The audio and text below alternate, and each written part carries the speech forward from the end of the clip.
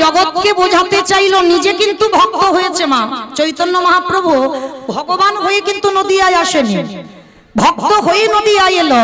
আর ভক্ত হয়ে নদিয়ায় এসে নিজে ভক্ত হয়ে সমাজকে শেখালো, ওরে কলির জীব, আমি বিশ্বের স্রষ্টা মালিক ভগবান হয়ে আমি যে কর্ম করছি তোরা আমাকে দেখে শেখ। এই চৈতন্য মহাপ্রভুর বাবা শেষ সময়টা কোথায় ছিল জানো? অনেকে গেছেন কিন্তু বুঝতে পারেন না। আস্তে আস্তে কথা নয়, যে জায়গাটা ছিল বাবা জগন্নাথ ধাম, শ্রীক্ষেত্র, লীলাচল। আচ্ছা বয়েরা একবার হাত তুলে দেখান তো কতজন জগন্নাথ ধাম, পুরী ধাম গেছেন? ওরে বাবা, মানে সবাই মোটামুটি চলে গেলাম। আচ্ছা কতজন গম্ভীরা দর্শন করেছেন? একবার হাতটা তুলে দেখান। বেশ। আচ্ছা কতজন সিদ্ধ বকুল দর্শন করেছেন? একবার দেখান। আর কতজন সমুদ্রে ঢেউ খেয়েছেন? একবার দেখান। হ্যাঁ দেখেছো তো, এই হচ্ছে সমাজ।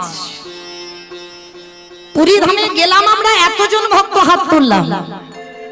সমুদ্রে পাল্টি খেলাম বাবা, ওখানে 4 দিন যদি থাকি কম করে 3 দিন পাল্টি খেয়েছি। আর লক্ষ্য করেন, এদিকে গম্ভীরা চিনলাম না, এদিকে সিদ্ধ বকুল চিনলাম না। অনেকে হরিদাস ঠাকুরের সমাধিটা দেখেছে, কিন্তু হয়তো দেখেছ মনে রাখতে পারো। কিন্তু এটাই বাবা আমরা কলির জ্ঞান অন্ধজি। যে জায়গাগুলো বড় মূল্যবান, যে জায়গাগুলো পরশ করলে আমাদের মতো মনুষ্য জীবন ধন্য হয়ে যায়, সেই জায়গাগুলোই আমরা পদধূলা দিতে চাই না বাবা। এই যে মহাপ্রভু অন্তিম সময় মানে শেষ সময় যেখানে কাটাতো, যে জায়গাটার নাম হচ্ছে গম্ভীরা, আর ওখানের মানুষরা বলে রাধাকান্ত মঠ। এই রাধাকান্ত মঠের পাশেই আছে বাবা সিদ্ধ বকুল। দেখবেন একটা বকুল গাছ, এখনো গিয়ে দেখবেন, পৃথিবী যতদিন থাকবে ততদিন গিয়ে দেখতে পাবে এই সিদ্ধ বকুল গাছ। দেখবে মা গোড়াতে কোনো মাটি নেই, কোনো মাটি নেই, কিন্তু এখনো নতুন করে আবার গাছের ডালপালা জন্মায়, আবার নতুন করে গাছটা যেন বেঁচে ওঠে। কি করে হয়? যে গাছের কোনো গোড়াতে মাটি থাকে না, যে গাছের ভিতরে বাবা কোনো শস্য জাতীয় কোনো বস্তু থাকে না, সে কি করে বাঁচে? কিন্তু আগে তো আমাদের জানতে হবে ওই সিদ্ধ বকুলটার জন্মটা কিভাবে হয়েছে। তারপরে তো এই সিদ্ধ বকুলের জন্ম যেমন তেমন ভাবে হয়নি বাবা। এই পৃথিবীর মাটিতে সব থেকে নাম জপ বেশি করতো বাবা নামাচার্য হরিদাস ঠাকুর। ওনার মতো নাম জপ কেউ করতে পারেনি, কোনোদিন করতে পারেনি। বড় মূল্যবান কথা মা, একটু মন প্রাণ দিয়ে আস্বাদন করবেন কেমন? এই যে হরিদাস ঠাকুর প্রতিনিয়ত যেখানে সিদ্ধ বকুল গাছ আছে, তখন বকুল গাছের জন্ম হয়নি, বকুল গাছে জন্মাবার আগে হরিদাস ঠাকুর প্রতিনিয়ত ওখানে বসে বসে নাম জপ করত। আর ভক্ত কাকে বলে জানো? শিখে না। এই হরিদাস ঠাকুর এই আঠা মাখিয়ে রুটি বানিয়ে তারপরে সেকে খাবে না। হরিদাস ঠাকুর এমনই একজন ভক্ত ছিল, মনে মনে ভাবতো গৌর হরি, সেই তো ওই আঠাটা গিয়ে পেটেতে গলে যাবে, তাহলে কিসের জন্য আমি এত পরিশ্রম করে আমাকে রুটি বানাতে হবে? তার থেকে যদি আমি গ্লাসে আঠাটা গুলে খেয়ে নিই, তাতে তো আমার সময় নষ্ট হবে না, আর ততক্ষণে তো আমার নাম জপটা হবে। ভাবতে পারছেন মা? রুটি বানাতে টাইম লাগবে, নাম জপের সংখ্যা কমে যাবে, ওই জন্য গ্লাসে করে আঠা গুলে রোজ খেয়ে নেয়। একদিন আমার ভগবানের অন্তরে বড় ব্যথা লাগলো, ভক্ত আমার নাম জপ করবার জন্য রুটি বানাচ্ছে না, শুধুমাত্র গ্লাসে আঠা গুলে খেয়ে নেয়। এত বড় ভক্ত আমার। যাই, মহাপ্রভু গম্ভীরা থেকে এসে হরিদাসকে হৃদয়ে নিয়ে বলছে, হরিদাস শোনো, তুমি এই যে প্রতিদিন এইভাবে নাম জপ করো, তোমার খাওয়া ঠিক হয় না। শোনো, আজকে থেকে তোমার খাবারের চিন্তা করতে হবে না, আজকে থেকে তোমার খাবারের চিন্তা আমি করব। ও হে গৌর হরি, এই জগতের সংসারের মাঝে আমার মতো পাপী, আমার মতো অধম হে জগতে আর কেউ না। গৌর হরি, তুমি আমার জন্য খাবার দেবে প্রতিদিন? বলে হ্যাঁ, যে আমাকে চায় তারই আমি চাই, যে আমারে না চাই আমি তারে না চাই। এই জগতের সংসারের মাঝে আমার চরণে যে জন দেহ মন প্রাণ সমর্পণ করে, এই পৃথিবীতে তার হয়ে যদি কেউ না থাকে, আমি ভগবান হয়ে তার যে জন কৃষ্ণ বলে। হরি বল, হরি বল, হরি বল।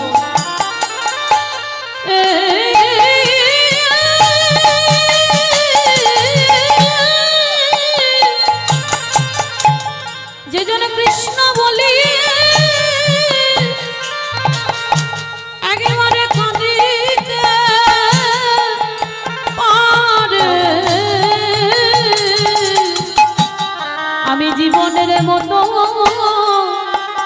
তার হয়ে যায়।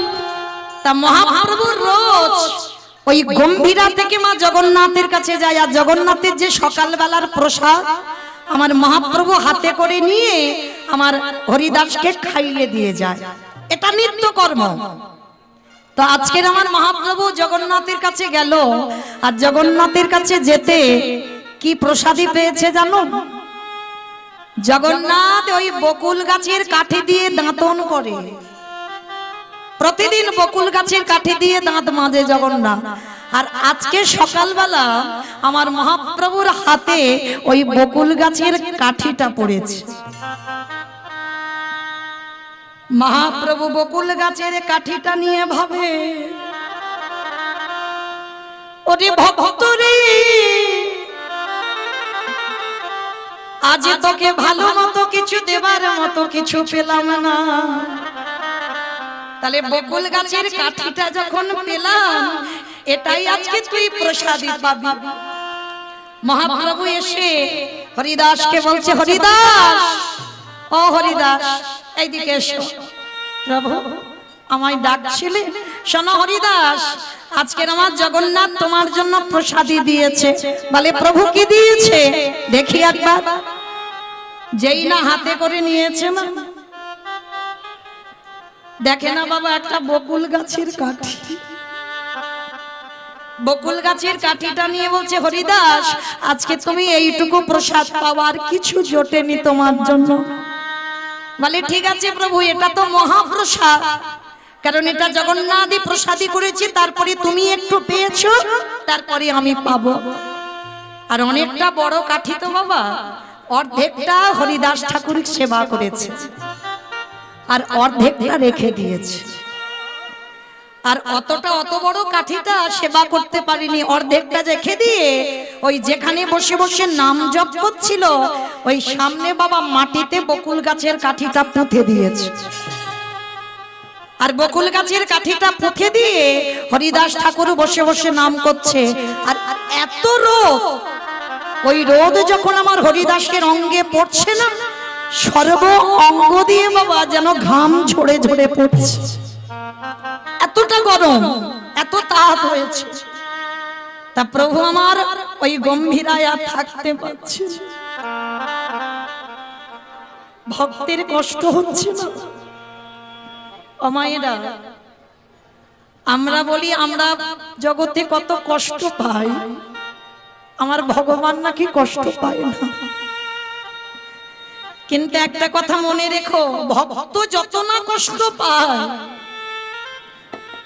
তার থেকে হাজার হাজার গুণে বেশি আমার ভগবান কষ্ট পায়। কারণ তিনি ভক্তাধীন, ভক্তির অধীনে থাকেন। প্রতিটা ভক্তির মধ্যে আমার ভগবান বিরাজ করে। তোমার ভগবান এত কষ্ট পাচ্ছে হরিদাসের নাম জপ দেখে, তাই এসে বাবা জগন্নাথ আর থাকতে পারেন। মন্দির থেকে এসে ওই এত রোদে বসে আছে, আমার জগন্নাথে পরশ করেছে। কোথায় গো? ওই যে বকুল গাছের কাঠিটা মাটিতে পুঁতে দিল, ওই যখনই বকুল গাছকে পরশ করলো, সঙ্গে সঙ্গে মা একেবারে ডালপালা গাছ হয়ে একেবারে হরিদাসকে আচ্ছাদন করে আছে। মহাপ্রভু সকালবেলা এসে দেখে না হরিদাস গাছের তলায় বসে। মহাপ্রভু দেখা মাত্র চমকে উঠে, হরিদাস কি কাল আমি দেখে গেলাম এখানে কোনো গাছ ছিল না, আর আজকে রাতারাতির মধ্যে এত বড় গাছ হয়ে গেল কি করে? হরিদাসের চরণ দুখানা জড়াইয়ে ধরে বলে, গৌরে খে এই যে গাছ দেখছো এটা তো সাধারণ গাছ নয়। আমার মন্দিরের জগন্নাথে কৃপা করে ওই গাছটাকে পরশ করে বকুল গাছ করে দিল, যাতে আমার ভক্ত যেন কষ্ট না পায়।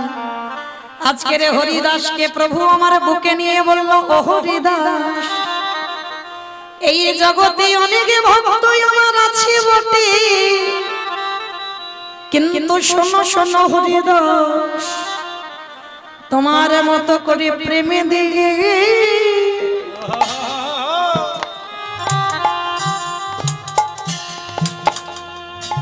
প্রেমে দিয়ে আমায় কেহ না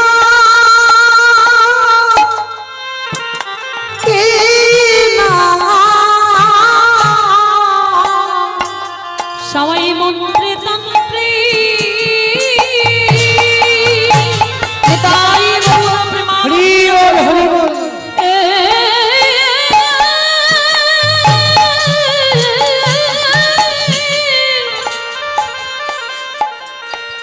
সবাই মন্ত্রে তন্ত্রে ডাকে মাতে, কিন্তু তোর মতো এমন প্রেম দিয়ে না কেউ ডাকে না। সেই হরিদাসের যখন যাবার সময় হলো, হরিদাস বললেন, গৌর খেয়ে ইমান আমায় তুমি বিদায় দাও, চিরজনমের মতো তোমার চরণে ছেড়ে আমি যেতে চাই। আস্তে ও মায়েরা, যদি ভগবানকে কোনোদিন ভালোবাসো, এইভাবে ভালোবাসো, তুমি ভগবানকে ছেড়ে চলে যাবে, কিন্তু আমার ভগবান কোনোদিন ভক্তকে ছেড়ে যায়। আর যদি কোনোদিন ভগবানের কাছে কিছু চাইবার থাকে, আমি অধম বাবা, আমি ভজনেরও কিছু বুঝি না, যদি কোনোদিন কিছু চাইবার থাকে ভগবানের কাছে, একটাই বস্তু চাইবে। কি চাইবে জানো? বিজয় সরকার একটা গান লিখেছে বাবা, এই বিজয় সরকারের গানের ভাষাগুলো একটু শ্রবণ করবেন। তোমার নামে নিতিন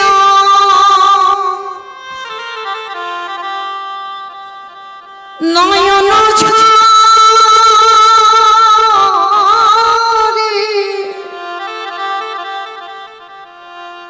প্রেম মনা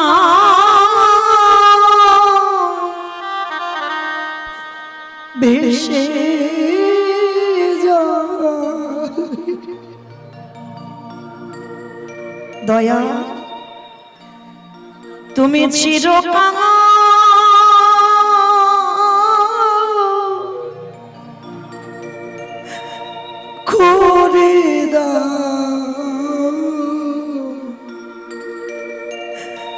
করে দাও ধরা তোমার নামে নিতে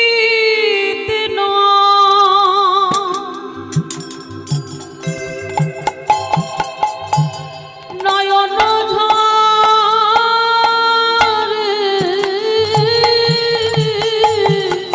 ভগবানের কাছে কোনদিন ধর্ম হতে ছিল না।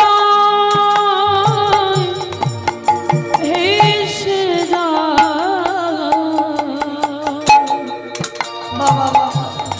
চিরকাল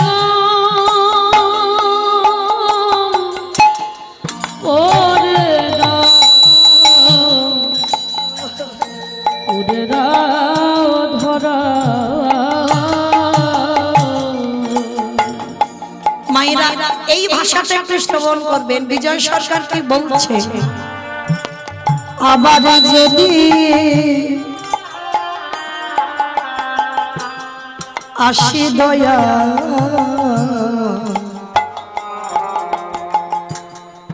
এ ভব সংসারে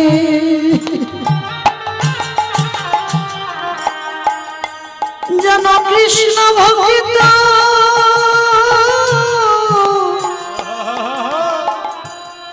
মায়ের গরিবে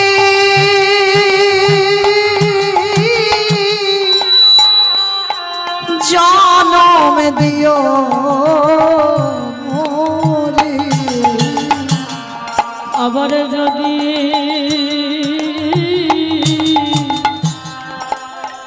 আসি দয়া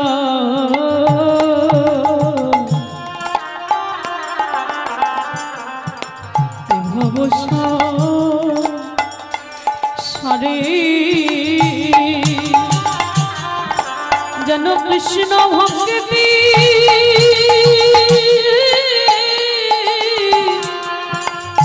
মায়ের মনে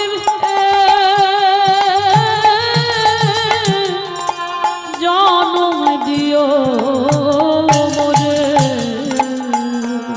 অগমছি হয়ে দয়াল আমি সুচি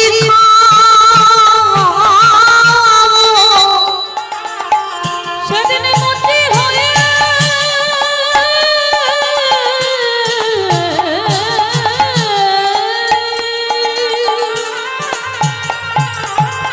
দয়াল মতি হয়ে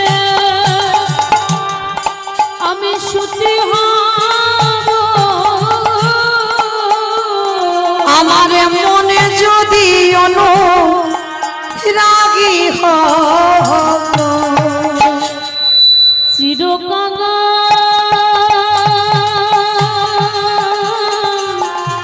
করে দাও নিতাই গৌর প্রেমানন্দে হরি বল হরি বল হরি বল। ধরা আস্তে তাহলে মায়েরা ভগবানের কাছে যদি কোনোদিন কিছু চাইতে হয় ভগবানের কাছে এটাই চেয়েও যে সারা জীবন যেন আমি কাঙালি হতে পারি। ও মায়েরা মনে রেখো, একটা নারী পারে তার সংসারটা পরিবর্তন করতে, একটা পুরুষ নয়। সংসার সুখের হয় পুরুষের গুণে, পুরুষের গুণে, রমণীর গুণে। এটা আমার কথা নয়, এটা ক্ষণর বচন, তাই না? সংসার সুখের হয় রমণীর গুণে। কিন্তু মা একটা কথা বলি, এই যে রমণীর গুণ, এই নারীর কথা বলতে গিয়ে একটা কথা মনে পড়ে গেল, একটু মন দিয়ে শুনবে। একটা মেয়ে না জন্মাবার আগে থেকে মাতৃজঠরে থাকা থেকে বাবা তারা প্রসাদ পায়। আর প্রসাদ ভোজি মানে বোঝো তো মা, ভগবানকে নিবেদন করে প্রসাদ পায়। তা মেয়েটা যখন জন্মালো মামার আদর করে তার নাম রেখেছিল শক্তমা। মেয়েটার নাম রেখেছিল শক্তমা। আর ছোটবেলা থেকে বাবা গীতা পাঠ, ভাগবত পাঠ, প্রসাদ সেবা এছাড়া মেয়েটা কিছু জানতো না। কিন্তু তার কপালটা এমনই একটা ছিল, ভগবান এমন করে দিল বড় হবার পরে যে ঘরে বিয়ে দেওয়া হলো তারা বাবা একেবারে ঘোর নাচতে। প্রসাদ তো দূরের কথা, ভগবানের মানে নাম কীর্তন তো শোনে না, পুজো অর্চনা বাড়িতে হয় না, নিরামিষ আহার হয় না, সর্বদা আমিষ আহার, আর সর্বদা যেন একটা সংসারের মধ্যে তামসিক ভাব। কিন্তু সপ্তমা ছোটবেলা থেকে মা এমন করে তৈরি করেছে, শ্বশুর বাড়িতে গিয়ে এত কষ্ট, একটা দিনের জন্য কিন্তু বাপের বাড়ি বলেনি যে মা আমার এত কষ্ট। কেমন নারী দেখো। আর সেই মেয়েটা প্রতিদিন ওই নির্যাতনের মধ্যে থাকে, যে জন্ম থেকে প্রসাদ পায়, সে যদি শ্বশুর বাড়িতে গিয়ে বাবা ওই মাছ মাংস এগুলো পেতে হয়, তাহলে সেই মেয়েটার কত কষ্ট হয়। একটা দিনের জন্য বাপের বাড়ি বলেনি, শুধু একটাই প্রতিজ্ঞা ছিল, দয়াময় আমি কি পারবো না কোনদিন আমার এই পরিবারটাকে আমি কৃষ্ণ ভক্তের পরিবার করতে? আমি কি পারবো না যে স্বামী কোনোদিন কৃষ্ণ চরণে বসে না, যে স্বামী কোনোদিন হরি বাসরে যায় না, যে স্বামী কোনোদিন ভাগবত আসরে যায় না, আমি কি পারবো না এই পরিবারটাকে কৃষ্ণ ভক্ত করতে? সর্বদা মনে মনে কাঁদে, কিন্তু ঠাকুর ভক্ত নেই। ওই একটা কৃষ্ণের প্রতিচ্ছবি ছিল, তার কাছে বসেই কাঁদে।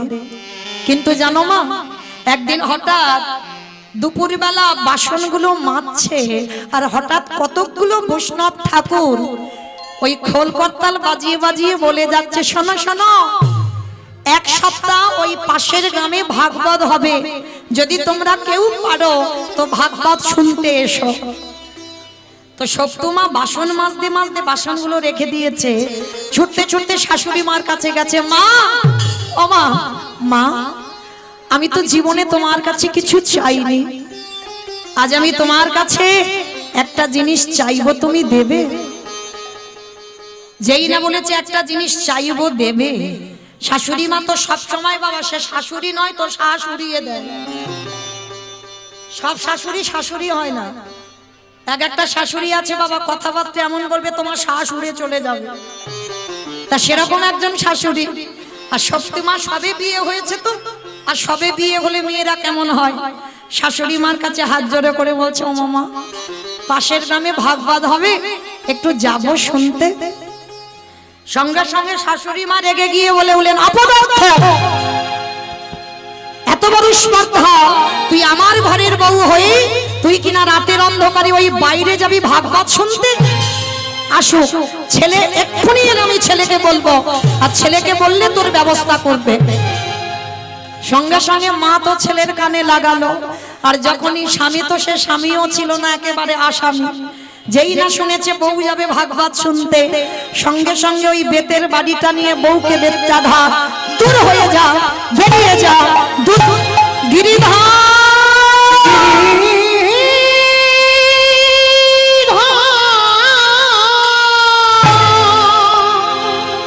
এত মারা মেরেছে, মেয়েটার সর্বঙ্গ দিয়ে রক্ত ঝরছে, ঘরের মধ্যে রেখে দিল দরজা বন্ধ করে। আর সপ্তমা বসে বসে কাঁদছে আর বলছে, গিরিধর ছোটবেলা থেকে তোমার নাম ভালোবেসেছি, ছোটবেলা থেকে তোমার এই ভাগবত পাঠ গীতা পাঠ এতেই আমার জন্ম, কিন্তু এমন ঘরে তুমি আমার সংসার করিয়ে দিলে যে বাড়িতে কৃষ্ণ নাম বলা যায় না, কৃষ্ণ নাম শোনাও যায় না। এত কান্না কাঁদছে না সারা রাত, আর বাইরে থেকে শাশুড়ি দরজা বন্ধ করে দিয়েছে। ও মায়েরা, ডাকার মতো যদি ডাকা যায় সে কি থাকতে পারে মন্দিরে? পাথর রূপে ত্যাগ করে দিয়ে শাশুড়ি মার রূপ ধারণ করেছে আমার গিরিধর। আর শাশুড়ি মার রূপ ধারণ করে দরজা বাইরে থেকে খুলে আজ সপ্তমার কাছে গিয়ে বলছে, বৌমা, বৌমা। চমকে উঠেছে, কে কি আমায় এমন করে বৌমা বৌমা বলে ডাকলো? বৌমা, সর্ব অঙ্গে আমার ভগবান শাশুড়ি হয়েছে, ওটা কিন্তু শাশুড়ি নয়, ভগবান শাশুড়ির রূপ ধরে এসেছে, সর্বাঙ্গে হাত বুলিয়ে দিল। পরশমণি পাথরের নাম শুনেছ মা? লোহাতে ঠেকালে লোহা সোনা হয়ে যায়। আর আমার গোবিন্দ পরশমণির থেকে আরো মূল্যবান।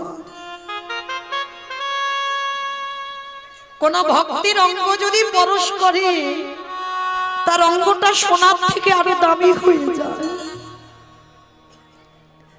যেই না শক্তমার অঙ্গে হাতটা দিয়েছে ভগবান শাশুড়ি সেজে, সব জ্বালা যেন নিমিষে জুড়িয়ে গেল। মা, ও মা, এইবার শাশুড়ি হয়ে বৌমার মাথায় হাত দিয়ে বলছে, বৌমা, আমার ছেলের দ্বারা মার খাইয়েছি, বড় ব্যথা লেগেছে না, কাঁদিস না, কাঁদিস না।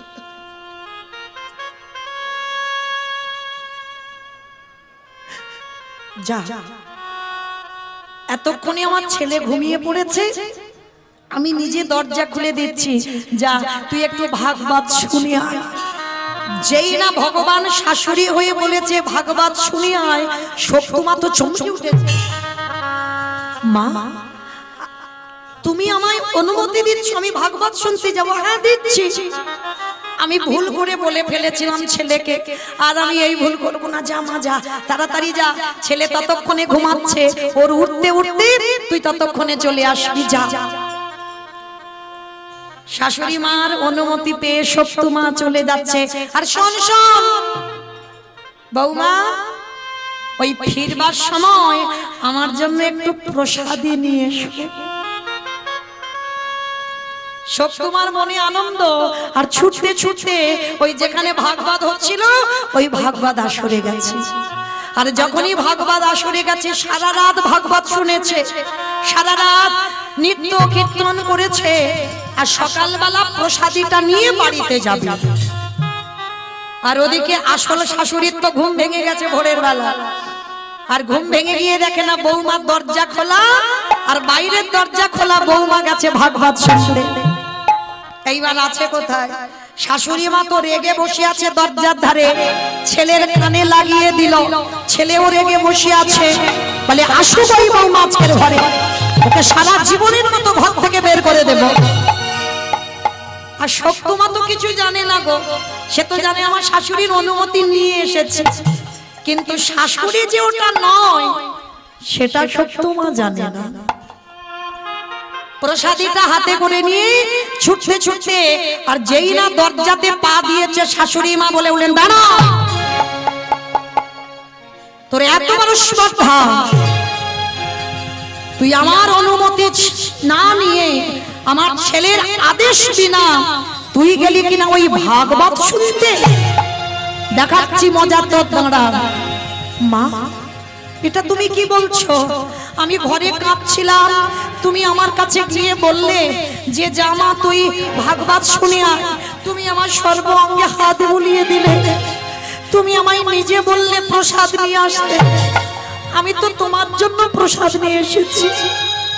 বিশ্বাস করো মা, আমি মিথ্যা বলছি না, তুমি আমার অনুমতি দিয়েছো, তারপরে আমি গেছি। তবে রে, এত বড় মিথ্যা কথা, দেখাচ্ছি মজা তোর, দাঁড়া। আবারও সকালবেলা বেতের বাড়ি নিয়ে বৌমাকে বেচ্চা ঘা, দূর হয়ে যা, বেরিয়ে যা, গিরিধর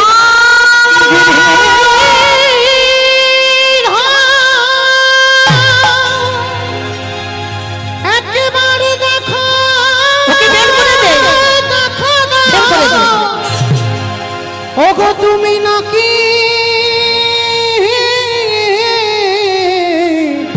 ভক্তে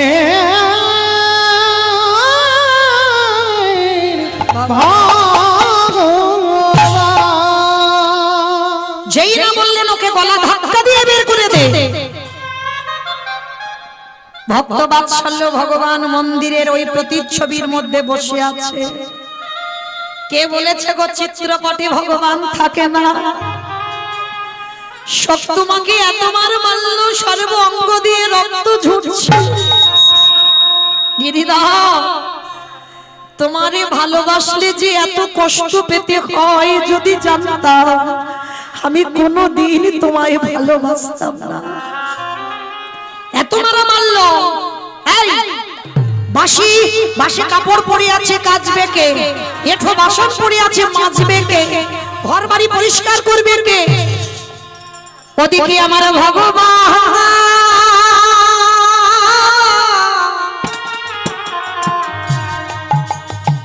আজ ভক্তের হয়ে নিজে এঠো বাসন মেজে দিল।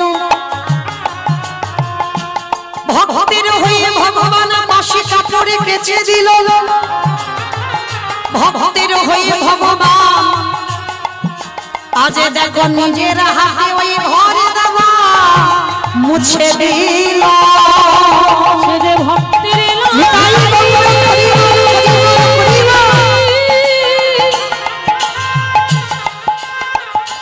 ভক্তের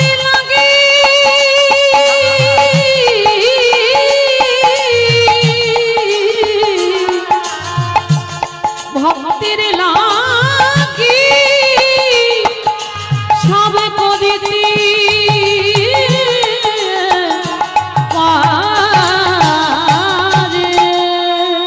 শাশুড়ি মা গিয়ে যেই না দেখা মাত্র সঙ্গে সঙ্গে চমকে উঠে কি আমার কল ধারে এত এঁঠো বাসন ছিল কে মেজে দিল? আমার বাসি কাপড়গুলোকে ছাদে পরিষ্কার করে ধুয়ে দিল? ঘর বাড়ি কে ঝাড়ু দিয়ে মুছে দিল? সঙ্গে সঙ্গে সত্যমার আর বুঝতে দেরি হলো না। গিরিধর আমি বুঝতে পেরেছি কাল রাত্রিবেলা তুমি আমার শাশুড়ি সেজে তুমি আমার অনুমতি দিয়েছো ভাগবত শুনতে যেতে। সেটা যদি সত্যি হয় তোমার চরণে আমার নিবেদন, একেবারে কৃপা করে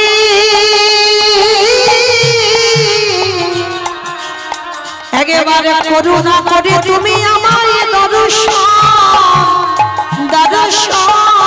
দাও হে গিরি।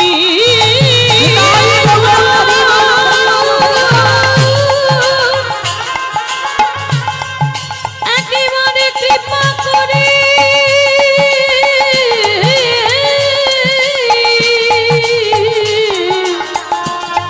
আমায় দর্শন